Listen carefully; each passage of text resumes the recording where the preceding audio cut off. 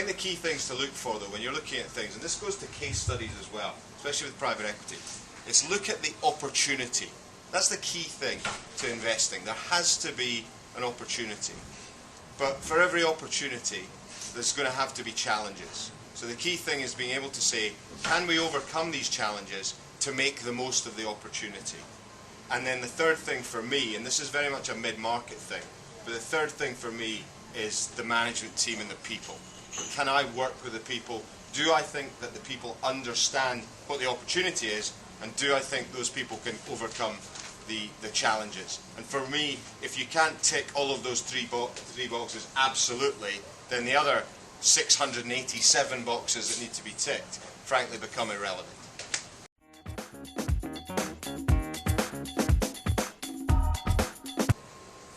For me, it's very simple. I had to start to learn how to think again. It's very simple. But that was really tiring. In the first days, I was just, the first months, I was just exhausted when I was coming home. So is it intellectually engaging? Yeah, rather exactly. than not that UBS isn't an intellectually engaging company. They're one of our sponsors. We love the UBS very much, but it's I guess kind of moving from a bigger corporate into a smaller environment. It's less that you're in. Exactly. It's totally different. I mean, I wasn't thinking at the end of my time at UBS. I was just working automatically in my Excel models and in my head. That's exactly what Dempsey said. That I had my head stuck into my Excel and I would never see the big picture. I would never think about why was I doing what I was doing. And the first 3 months, I was just exhausted because my brain couldn't actually think. I think it didn't work out properly. And that was the biggest challenge, to start thinking about the big picture, about the market potential, about the team, and also the other thing that was difficult from there is to start building interpersonal relations as well. Because I think investment banking is a very harsh industry where you work a lot, and you work a lot on your own, actually, when you're in front of your own computer. And in any other kind of work you're going to do, especially in private equity side, a lot is going to come down to your interpersonal skills and to the way you interact with people, and learning how to judge if a management team was good enough for the kind of project. It took me a while as well, again, because I had not developed the right skills to do that. And in the other side, in terms of financial background and the technicality of the job, I was way ahead of what was required for me, because as a venture, most of the companies don't even have revenues. So what kind of LBO model? We don't use debt, so that's LBO model. You can forget about it.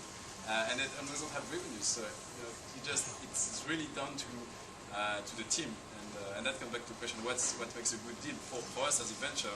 Team is number one. It's almost, I would not say it's the only thing we look at, but it's by far the biggest. It takes 5 fingers on the hand. Yeah, I think the steep learning curve that comes when associates or analysts move across to the buy side. But then a lot of guys and girls are really wanting that. They're craving it. As Martin said, your learning curve plateaus after about 2 years in banking or consulting, and you just want to learn more, and it is a different skill set, the investing skill set. So I think sort of hitting that wall of knowledge that you've got to climb again is the biggest hurdle.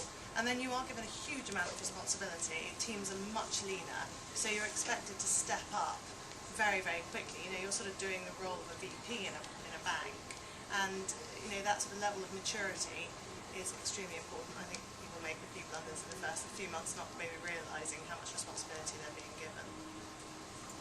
Stuart, what errors do you see on challenges of people in the first?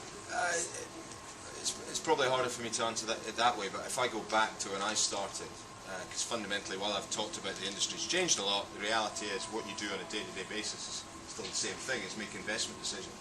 The hardest thing I found was the interpersonal, and I think you're absolutely spot on, because you very quickly have to be able to go into a situation, and you're a buyer and a seller.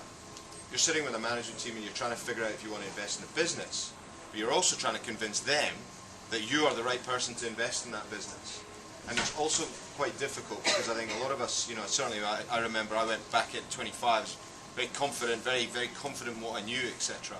It's about how to be able to question while gathering knowledge, while not just making statements. If I see one of the big problems when I watch private equity present to management teams is a lot of them come in and the way they demonstrate their knowledge is by making statements. And frankly, management teams don't like it because you don't know more than the management team does about your business. The ones that I see do it best are the ones that demonstrate their knowledge through intelligent questioning. They're the guys that when they walk out the room, the management team look at each other and go, wow, those guys are really good. Those guys could maybe add some value to us, because that's what everybody's looking for. Because I'll tell you this, I spent 10 years walking into rooms telling people, here's my differentiator as an investor. And it was in my first time as a banker, as I sat there, and I watched 10 guys, and I was like, wow, they were all the same, and that's exactly what I was telling everybody. And the key differentiator really quite often comes down to interpersonal. The management team say, can I work with these people? Because they're going to be integral to my business, and we're going to argue around the boardroom table, and my future could depend on my relationship with these people. It's a massively important part.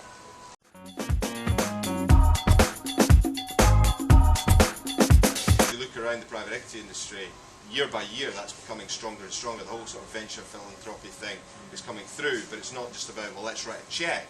It's more about, well, how can we take the skills and the people that we have and help and use that to help. And I think that's very important as well for a major industry. You're a headhunter. I want to know, what is your lookout? What do you think the job market will be, the graduate job market will be for private equity in 1 year's time?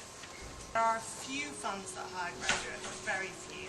Blackstone, Silver Lake, Terra Firma have in the past, but Summit Partners do as well, but very, very few. Ideally you want to go and get a couple of years experience, banking, consulting, accounting, whatever you want to do and where you think you're really going to learn a very solid skill set, and then look. And the opportunities there are much broader, but I was actually talking with Stuart, and there are a lot of funds that actually don't even hire at that level. You need to come in later and have had some buy-side experience. But your window of opportunity is about 2 to 4 years, and you need to try and target it at that point.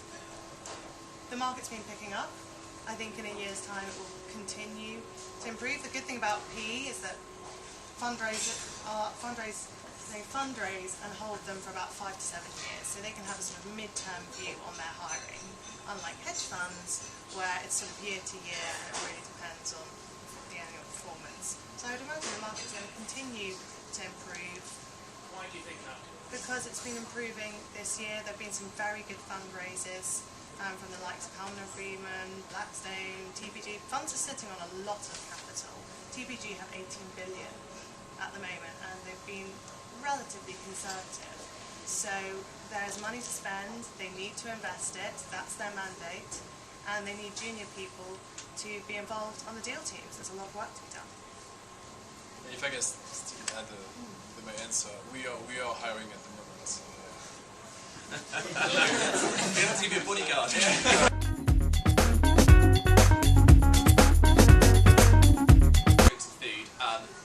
One last piece of advice to everybody who wants to move into private equity, in a nutshell, one sentence. Stuart. Just be clear about what you want to achieve and the value that you can add to a fund.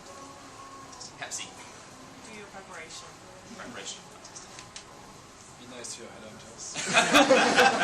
You'll have a chance in a minute. You'll be buying the champagne and bringing it down here to give to the headhunters. Okay, great.